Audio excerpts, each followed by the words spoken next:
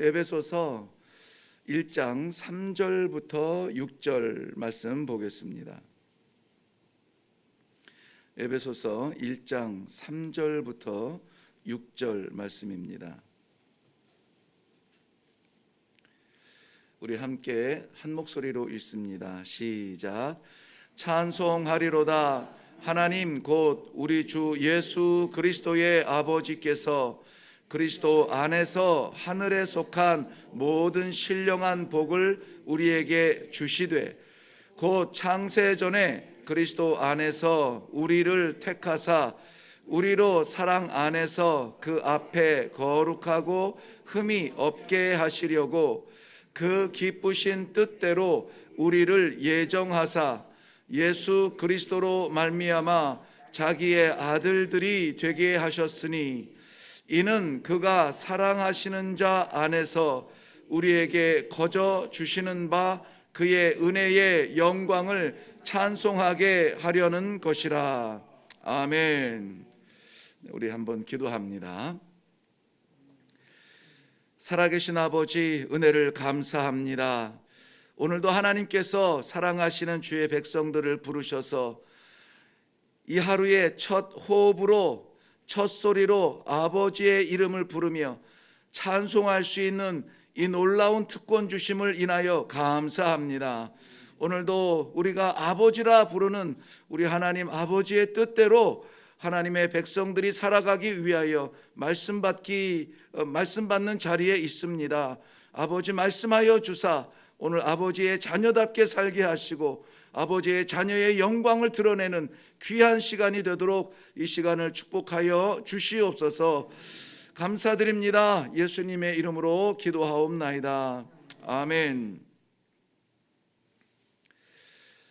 네, 오늘 우리 예배소서를 시작하게 됩니다. 에베소 교회는 우리가 잘 알듯이 사도 바울의 2차 선교를 마치며 예루살렘으로 귀환하던 중에 브리스가와 아굴라와 함께 에베소에 머물게 되는데요. 에베소는 이미 이 로마 제국의 아주 중요한 핵심적인 도시가 되었죠.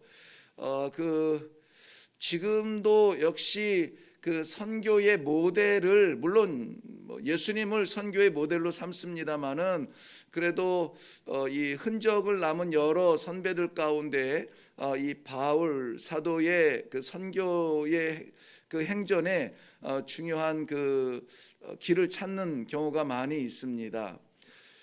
그래서 도시선교라는 그런 용어가 나오기도 하고요. 도시선교의 모델을 바로 이 사도 바울의 선교 형태에서 그렇게 연구를 하기도 합니다. 당시에 바울 사도의 선교의 전략 가운데 하나는 사람들이 몰려있는 도시를 중심으로 해서 사역이 진행되었고 교회가 개척된 것이 사실이기는 합니다. 그렇다고 해서 도시 선교의 정당성이 인정되는 것은 아니에요. 왜냐하면 복음이 없는 나라라든지 뭐 그런 데에서는 모든 기회들로 집중되어 있는 도시가 복음 선교의 그런 발화점이 될 수는 있습니다. 그렇지만은 어떤 편리나 어떤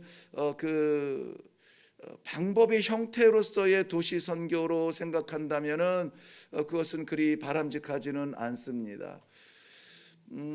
예배소는 그러한 중심되는 도시였습니다. 그래서 예배소에서 복음을 증거할 때 사방에서 몰려오는 그러한 사람들이 다 그 복음을 받고 흩어져서 자기네들의 고향에 돌아가서 그 받은 복음을 기억하며 새로운 삶에 대한 감격으로 교회를 개척하기도 했습니다. 뭐 골로새 교회 같은 경우 뭐 그런 경우겠죠. 그래서 거기에 브리스가와 아굴라를 남겨놓을 정도로 너희는 여기에 머물라. 나는 예루살렘 그 안디옥에 돌아가서 이 선교에 대한 보고를 하게 됩니다. 그리고 돌아올 때에 다시 세 번째 선교 여행을 할 때에 그때에 이 에베소 교회에 떨어진 복음의 씨앗이 얼마나 뜨겁게 역사하는지를 체감하고 거기에서 3년을 머물면서 두란노 서원에서 복음을 증거하게 되죠. 사도행전 20장 31절 말씀에 보면은 사도 바울이 당시를 회상하면서 이렇게 기록합니다. 내가 밤낮으로 너희를 눈물로 가르쳤던 것을 기억하라, 이렇게 얘기해요. 밤낮이라고 하는 그 시간을 초월하여서 실제적으로 뭐 그때는 뭐 5시간 6시간씩 설교했다라고 하는 흔적들이 있으니까요. 그렇게 밤낮으로 설교하면서 말씀을 증거하면서 그냥 지식을 전달한 것이 아니라 무엇으로 전했다고요? 눈물로 너희를 가르친 것을 기억하라, 이렇게 말합니다. 그것은 무엇이냐면은 아무에게나 눈물을 흘리지 않아요. 그리 이 에베소 교회, 에베소 지역에서 모여드는 그 공허한 눈빛들을 바라볼 때에 당신들이 누군지 모르십니까? 당신들은 하나님께서 택한 백성들입니다. 하나님께서 택한 백성은 이렇게 살아서는 안 돼요 라고 하는 것들에 대해서 물론 예수 그리스도의 그 복음을 그대로 이제 증거하려고 했지만은 너무나 간절한 마음으로 이 바울 사도가 정성을 쏟았던 그 지역이 에베소 교회입니다. 그리고 거기에 믿음의 공동체가 생겨나게 되죠. 그리스의 그 격언 가운데는 너 자신을 알라, 이런 격언이 있죠. 이 너 자신을 알라라고 하는 이 격언은 왠지 우리를 주눅들게 합니다. 그 신전 앞에 기록되어져 있는 것을 보면은 그 신 앞에 겸허하게 우리가 낮아질 수밖에 없는 존재가 됩니다. 그래서 이 교만한 사람들이라든지 뭐 있다고 뻐기는 사람들한테 너 자신을 알라고 할 때는 뭐 순 우리말로 하면 뭐라고 한다고요? 안 해보셨구나. 그 순 우리말로 하면 내 꼬라지를 알라, 뭐 이렇게 번역을 한다고 해요. 그러니까는 이것이 굉장히 우리를 뭐 응원한다든지 격려하는 차원이 아니라 네 주제를 알라, 뭐 이런 경우에 쓰이잖아요. 그런데 성경에서 내 자신을 알라라고 말할 때는 너 그런 존재가 아니야. 너는 하나님께서 택하신 아버지의, 천지를 지으신 창조주 아버지의 자녀야 라고 우리를 일으켜 세우시고 우리를 격려하시고 우리의 자리를 찾아주실 때에, 그때에 우리들에게 주시는 말씀이 오늘 본문에 담겨져 있어요. 그래서 오늘 본문의 말씀의 제목을 저는 신령한 복이라 이렇게 정했는데, 본문에 있는 내용입니다. 신령한 복이라 정했는데 사실은 그 내용 가운데서는 너 자신을 좀 알았으면 좋겠다는 거예요. 당신의 정체성이 뭔지 도대체 알긴 하십니까? 라고 오늘 말씀을 통해서 한번 깨닫기를 바랍니다. 왜냐하면 오늘 이 본문 예배소서 전체가 보여주시는 게 교회라는 게 뭐냐 하는 거예요. 교회라는 게 뭐냐, 성도가 누구냐, 이것만 제대로 알아도 우리의 신앙의 삶과 교회의 역할은 달라집니다. 하나님께서 교회를 왜 이 땅에 세우셨느냐, 그것이 조직교회가 됐든 성도가 되었든 내주하여 주시는 하나님이 떠나지 않을 만큼 항상 영원히 내주하실 만큼 이 소중한 공간, 이 인간의 내 마음속의 이 공간, 이거 얼마나 가치 있는 일인가에 대하여서 에베소서를 통하여서 우리는 받게 됩니다. 그래서 대부분의 이 말씀들이 교회에 쓰는 바울의 편지들이 교회의 문제들과 약점들과 뭐 이런 것들에 대하여서 가르치고 또 교훈하고 하는 것이 있지만은 이 에베소서를 읽으면은 굉장히 눈이 밝아져요. 그리고 좌절의 자리에 앉아 있다가도 정말 우리가 뭔가 된 것 같이 소망을 갖게 돼요. 제가 신학교 2학년 때쯤으로 기억이 되는데요. 그때 한 교수님을 통하여서 에베소서를 한 학기 동안 이렇게 길지도 않은데 이걸 한 학기 동안 배웠어요. 얼마나 감사한지 몰라요. 신학이 정립이 되기 전에 신앙이 먼저 내게 확신이 되어지고 내가 어떤 지식으로 알아가는 내 위치가 아니라 정말 믿음으로 받을 수밖에 없는 그러한 이 복음을 이 예배소서에서 저는 발견을 하고 평생 떠나지 않아요. 뭐 어디를 가면 첫 번째 설교가 이 예배소서를 할 만큼, 이래교회 와서도 제가 2018년에 왔는데 2018년에 그 시리즈 설교를 제일 처음 한 것이 예배소서예요. 왜냐하면 교회가 뭔지를 알아야 돼. 성도가 누구인지 알아야 돼요. 그래야 길이 정해집니다. 그래야 힘이 납니다. 그래야 우리가 이 세상을 어떻게 살아가야 될지 방법이 생겨요. 아무쪼록 이 예배소서를 통하여서, 서론이 좀 길어졌습니다만 예배소서를 통하여서 교회, 즉 성도, 나는 누구이냐를 말씀 앞에서 한번 받으시기를 바랍니다. 내가 생각하는 내가가 나가 아니라 하나님께서 말씀해 주시는 나 자신이, 하나님께서 주시는 내 직분이 무엇인가, 하나님께서 주시는 이 교회의 특권이 무엇인가를 바로 좀 깨달아서, 우리의 삶은 여전히 우리를 긴장하게 하지만, 우리가 해결할 수 없는, 마치 끌려가는 어떤 문제의 꼬랑지를 잡고 살아가는 것 같지만, 돼야 되는데 안 돼, 풀려야 되는데 안 풀려, 나야 되는데 이거 여전히 괴로워, 이런 것 때문에 매달리지 말고, 그런 것 때문에 매달리지 말고, 여행 가는데 가방끈이 길어서 짧아서 영향을 받습니까? 여행 가는 것 자체가 좋잖아요. 우리가 지금 이 가는 길은 하나님께서 부르시는, 하나님 나라를 향해서 나아가는 교회로서, 성도로서 가는 길입니다. 얼마나 기대가 되고 감격스럽습니까?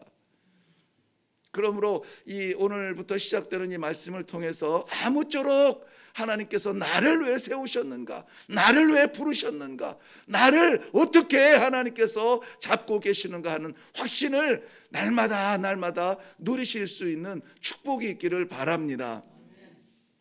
자, 먼저 이 에베소서 교회에 이 편지를 쓰게 된 배경이 오늘 제가 말씀드린 것과 똑같아요. 너 자신을 알라, 네가 누군지 좀 알아라. 그러므로 말미암아 세상의 가치에 매이지 말고 하늘 가치로 살아갔으면 좋겠다라고 하는 것입니다. 성도의 가치, 이 교회의 가치는 얼마나 될까요? 내 가치가, 내 존재 가치가 인간 이태현이 아니라 하나님의 자녀 성도로서의 이태현의 가치가 얼마나 될까요? 한번 생각을 해보셨나요? 나는 어떤 존재인가요? 나는 어떤 존재인가? 이것에 대해서 우리가 신앙적으로 찾아낼 수 있는 그 힌트가 어디에 나오냐면, 힌트도 아니죠, 정답이죠. 그게 어디에 있냐면은 창세기에 나옵니다. 창세기에서 하나님께서 자기의 형상대로 지으셨다고 그랬습니다. 자기의 형상대로 지으셨대요. 누구를? 나를, 사람을 자기 형상대로 지으셨대요. 동물도 아니고 식물도 아니고 아름다운 꽃도 아니고 거대한 저 산도 아니고 광활한 저 대양도 아니고, 이 몸뚱아리 하나를 하나님의 형상으로 지으셨답니다. 그래서 이미지 오브 갓이라고 했어요.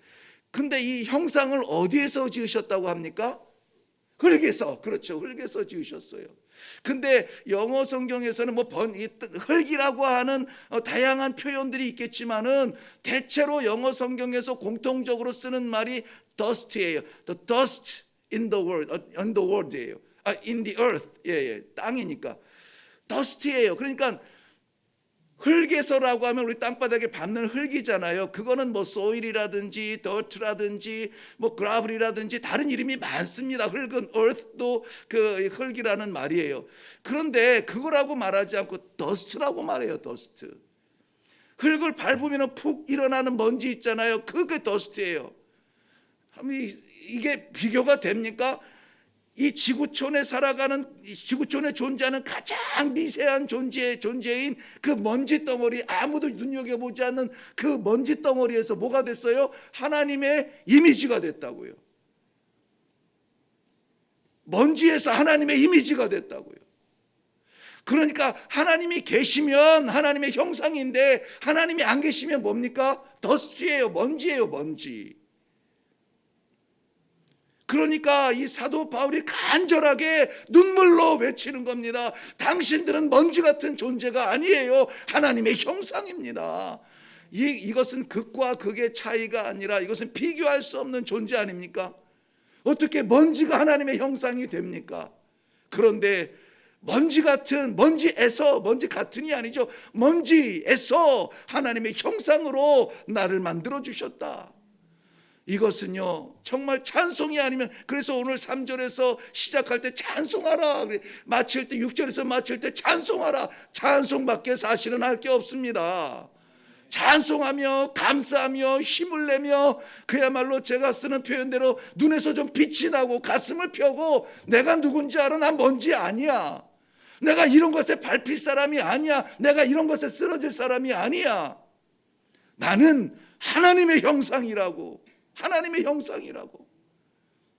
그러니 꿈이 달라지겠죠. 그러니 생각이 달라지겠죠. 그러면 언어가 바뀌어야 됩니다. 우리 습관이 바뀌어야 됩니다. 자그마한 거 그거 얻으려고 머리 쓰면서 막 이리저리 이 머리 굴리면서 밤새 잠 못 자고 그러지 않습니다. 우리는 하나님의 형상입니다. 성도는 하나님의 형상이에요. 먼지가 아닙니다. 자기 자신에 대하여서 너무 낮게 가치를 판단하지 마세요. 가치를 매기지 마세요. 아무것도 이룬 것이 없다고, 지금 내가 기력이 없다고, 지금 내가 재정적으로 말랐다고, 지금 내 길이 막혔다고, 끝장났다고 말하지 마세요. 우리 아버지는 천지를 지으신, 아니 우주를 지으신 창조주 아버지십니다. 그의 형상이 성도의 가치인 것이죠. 그러므로 사랑하는 성도 여러분, 우리가 이렇게 가치 있게 된 것, 우리 어떤 노력이 필요했습니까? 아니에요.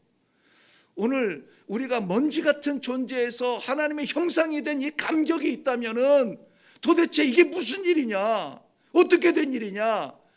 그걸 말씀 가운데서 우리 분명하게 확신하고, 오늘 하루는 아무쪼록 내일 우리 죽어도 오늘만큼은 하나님의 형상으로, 성도로, 교회로 일어나서 살아보자고요. 4절 말씀 보면은 하나님께서 우리를 성도 되기 위해서, 교회를 세우기 위하여서 창세 전에 그리스도 안에서 우리를 뭐 하셨다고 합니까? 택하셨다. 보통 우리가 이제 모름지기 무의식 중에 생각하는 것은, 내가 교회 왔다, 내가 예수 믿었다, 내가 뭐 했다, 내가 뭐 됐다, 이렇게 생각을 해요. 철저하게 우리는 그 생각을 바꿔야 됩니다. 하나님께서 나를 택해 주신 거예요. 하나님이 나를 택하시고, 하나님이 나를 부르시고, 하나님께서 나에게 직분을 주시고, 하나님께서 나에게 성도로 살아가게 하셨다. 주권이 어디에 있어요? 하나님께 있어요. 이따가 마지막에도 나옵니다마는 철저하게 우리는 습관적으로 주인의식을 하나님께 드려야 됩니다. 하나님이 창세전에 나를 택하여 주셨다는 것입니다. 이스라엘 백성들에게는 이 충격적인 이야기죠. 아브라함이 아브라함 된 것은 아브라함의 어떤 믿음이나 순종이나 그런 어떤 것에 따라온 것이 아니에요. 하나님이 아브라함을 뭐 했어요? 택하셨어요. 하란에 머물러 있는 아브라함, 아무 생각도 없이 아버지 돌아가신 다음에 거기서 먹고 살고 있는 아브라함에게, 야 일어나라, 네가 익숙한 땅, 네가 익숙한 사람들, 너에게 친절한 친척들 일어나라, 그리고 내가 지시할 땅으로 가라 했어요. 내가 지시할 땅으로 가라. 너 인생의 주권이 내게 있다. 내가 지시할 땅으로 가라. 고민하고 씨름하고 싸매고 사람들이 안내하는 그 길로 가지 말고 내가 지시할 땅으로 가라. 하나님이 택하신 것입니다. 하나님이 택하시면 무명에서 유명해집니다. 하나님이 택하시면 죄인에서 의인됩니다. 하나님이 택하시면 그의 자녀가 되는 것입니다. 교회에 대한 바울의 제1성, 제 첫 번째 목소리는 하나님이 너희를 택하셨다는 것입니다. 언제요? 창세 전에. 우리가 어떻게 움직이는 그 모양을 보고가 아니라 창세 전에, 내가 태어나기 전이 아니라 창세 전에, 세상을 창조하시기 전에 하나님은 이미 작정하시고 이미 택하시고 이미 우리를 그의 자녀로 이렇게 불러주시는 것입니다. 먼지가 하나님의 형상 된 것, 내가 성도 된 것, 하나님의 뜻인 줄로 믿고 그저 감사하며 찬송하시기를 바랍니다. 하나님께서 성삼위 하나님께서 오늘 움직이시는 것이 다 나옵니다. 왜냐하면 우리를 성도 되기 위해서 7절 말씀 한번 보세요. 가진 않았지만 읽진 않았지만 우리는 그리스도 안에서 그의 은혜의 풍성함을 따라 그의 피로 말미암아 속량고 죄사함을 받았느니라. 간단하게 말씀드리면은 예수 그리스도로 인하여서 속량함을 받았다, 구속함을 받았다는 거예요. 우리의 죄를 없이 하는 데 있어서 우리가 뭐 열심히 뭘 했더니 하나하나 잊혀졌더라. 아닙니다. 예수 그리스도의 십자가 보혈로 우리의 죄가 씻어졌다고 말씀하고 있습니다. 이것은 우리가 받든 안 받든 믿든 안 믿든 이것은 역사적인 사실이고 하나님의 역사인 것입니다. 사도행전 4장 12절 말씀엔 다른 이로서는 구원을 받을 만한 이름을 주신 적이 없다고 했습니다. 그러면 뭡니까? 오직 예수 그리스도, 그 이름 하나로 구원을 받을 수 있다라고 말씀하시는 것입니다. 교회 안에 믿음의 사람들이 채워지는 것은 우리의 전도의 어떠함이 아니라, 교회의 어떠한 시설이나 어떤 프로그램이 아니라 하나님께서 구원하시기로 작정한 사람들은 다 믿더라 그랬어요. 구원하시기로 작정한 사람들은 다 믿더라. 우리의 믿음이 우리 어떤 성향이 아닙니다. 하나님께서 나를 구원하시기로 작정하셨기 때문에 예수 그리스도 그분만이 나의 주님이십니다라고 고백할 수 있는 이 마음, 믿음을 주신 것입니다. 예수 외에는 다른 방법 없습니다. 그래서 저는 이레교회에 이제 새가족 모임을 할 때 첫 번째 말씀드리는 것이 항상 동일합니다. 이레교회에서 예수 만나면 성공하는 겁니다. 이레교회에서 위로받아도 사람 만나도 이런저런 일들이 많이 있겠지만은 예수 안 만나면 꽝입니다. 이레교회에서 예수 만나세요. 꼭 그 말씀을 드립니다. 그런데 이건 그 새가족만 이런 말씀을 드려야 되나요? 우리 성도들 집사님, 권사님, 장로님, 목사님 모두 다 마찬가지 아닙니까? 예수 없이 우리가 구원받을 수 있나요? 예수 십자가 보혈이 우리를 씻어주시고 그 피로 말미암아 의롭게 되는 것, 우리의 믿음 아닙니까? 그러므로 사랑하는 성도 여러분, 예수가 오늘 우리의 주인 되도록 주 왕의 자리를 내어드리기를 바랍니다. 마지막으로 13절 말씀 한 절만 보고 오늘 마치겠습니다. 오늘 예배소서 첫 시간이고 너무 소중한 자리여서 좀 길어졌습니다. 13절 말씀 우리 함께 읽겠습니다. 시작. 그 안에서 너희도 진리의 말씀 곧 너희의 구원의 복음을 듣고 그 안에서 또한 믿어 약속의 성령으로 인치심을 받았으니. 아멘. 약속의 성령으로 인치심을 받았다. 인치심을 받았다는 말은 도장받았다는 것이죠. 도장받았다는 것은 약속의 성령으로 우리의 구원이 성도됨이 확신하다 이런 말도 되지만 도장 찍으면 누구 겁니까? 도장 찍은 사람 거예요. 이것은 주권을 이야기합니다. 우리의 교회의 주권, 성도됨의 주권, 소유권을 이야기해요. 우리의 소유가 누구에게 있습니까? 성령께서 우리의 소유주가 되시고 예수 그리스도께서 약속하셨죠. 사도행전 1장 4절 5절 말씀에도 약속하셨죠. 하나님께서 약속하신 바를 기다리라. 그것이 뭐였습니까? 성령이었죠. 그 성령으로 인하여서 교회가 되고 성령으로 인하여서 성도가 되고 우리의 소유권이 내 생명 내 것이 아니라고 말할 수 있는 것은 하나님의 말씀에 의하여서, 약속의 말씀에 의하여서 내 것 하나님이십니다. 나 된 것은 하나님 것입니다. 내 생명 아버지 것입니다. 내 일과 아버지 것입니다. 내 기업 아버지 것입니다. 내 생명 아버지 것입니다. 이것이 될 때 교회가 되고 이것이 될 때 성도가 되고, 이거 안 되면 사람 것 됩니다. 이거 안 되면 사람 것 돼요. 교회도 목사의 교회가 되고 성도의 삶도 성도의 가정도 가장의 것이 되고 기업도 사장의 것이 되고, 그럼 세상 사람들하고 다를 게 없어요. 우리는 하나님의 소유라고 하는 것, 그래서 성도라고 하는 것, 교회라고 하는 것, 이 믿음이 확인되어지고 확신하는 가운데 오늘 하루도 힘있게 살아갈 수 있기를 주님의 이름으로 축원합니다. 기도하겠습니다. 사람이 모인 자리가 아니라 성도가 모였고 교회가 모였고 얼떨결에 습관 따라 끌려서 모인 것이 아니라 창조 전에 택하시고 그리스도를 통하여서 구원하시고 성령을 통하여서 내가 내 마음대로 할 수 없는 소유권을 하나님께 있음을 고백하는 이 자리, 감사합니다. 그저 우리는 입술 벌려 찬송할 것밖에 없습니다. 이 찬송을 받아 주시옵소서. 감사드리며 예수님 이름으로 기도하옵나이다. 아멘. 네, 좀 길어질 거라 생각은 했지만 이렇게 길어지리라는 생각은 못했네요. 오늘 말씀의 시작과 끝을 찬송하라 이렇게 했습니다. 우리 감사할 것밖에 없다는 것입니다. 오늘도 그저 문제 많고 숙제 많고 여러 가지 어려움들이 있을 수 있습니다. 그러나 먼저 그건 내 거라고 붙들면 내 거예요. 내가 끌어안아야 됩니다. 근데 내 자신이 하나님의 소유고 하나님의 자녀고 하나님의 성도고 하나님의 교회라고 하는 사실을 고백하시고 먼지 같은 나 존재, 먼지 같은 미련함, 이것을 하나님의 형상으로 불러주시니 감사합니다. 믿습니다. 나는 아버지 겁니다. 라고 먼저 찬양하시고, 그리고 하나님께서 맡기신 사명을 놓고 한 해를 시작하면서 섬기시는 교회에서 이러한 아마 직분들 사명들 다 받으셨을 줄로 믿는데요, 그거 내가 하려고 하면은 내 능력에서 끝납니다. 근데 하나님께서 맡기신 거라 여기시고 능력 주옵소서, 감당케 하옵소서, 아버지께 영광되게 하여 주시옵소서. 순종하는 마음으로 찬송하며 오늘 기도가 좀 힘있게 나아가면 좋겠습니다. 우리 다 같이 기도하며 나아가겠습니다. 살아계신